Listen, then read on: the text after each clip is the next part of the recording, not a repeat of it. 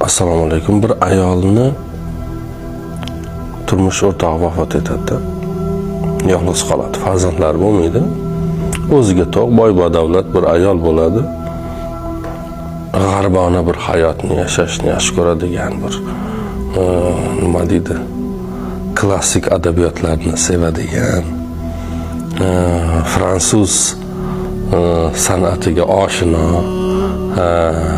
shunaqa hayotni yaxshi ko'radigan biri, ya'ni tasavvuringiz paydo bo'lishi uchun aytyapman. Bo'ylari kichkina, bo'yi kichkinaligi uchun har doim tag qismi baland oyoq kiyim kiyadi. Uyning ichida ham o'sha baland oyoq kiyim kiyadi. Uyning ichida ham o'sha oyoq kiyimda yuradi.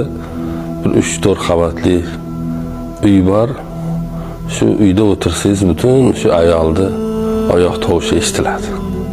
Taq taq taq taq taq yoqa boradi, taq taq taq taq taq baqa. U ovoz eshitilmayaptimi? Demak, bilasizki, u ayol yo dam olyapti, yo nima qilyapti.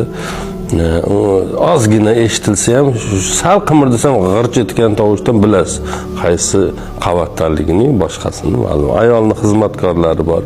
Biri uyni tozaligiga qaraydi, biri bog'bon, biri bozor ucharga qaraydigan, yana biri yemeklar tayyorlaydigan bir nechta xizmatkorlari bor uyda.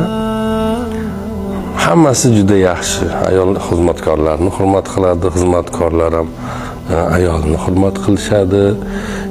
Yillar, 10 yillardan beri o'sha xizmatkorlari uyda ayolga bu istagan hayotni yashashda ular yordamchi bo'ladi va uning orqasidan pul topib o'zlarining ham hayotini bir shaklda o'tkazadi.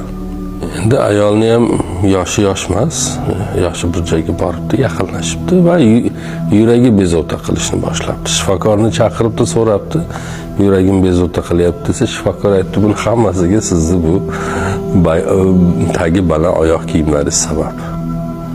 Endi uyda ichiga oddiy boyagi paxtadan bo'lgan yumshoq oyoq kiyim kiyib yurib o'rganing.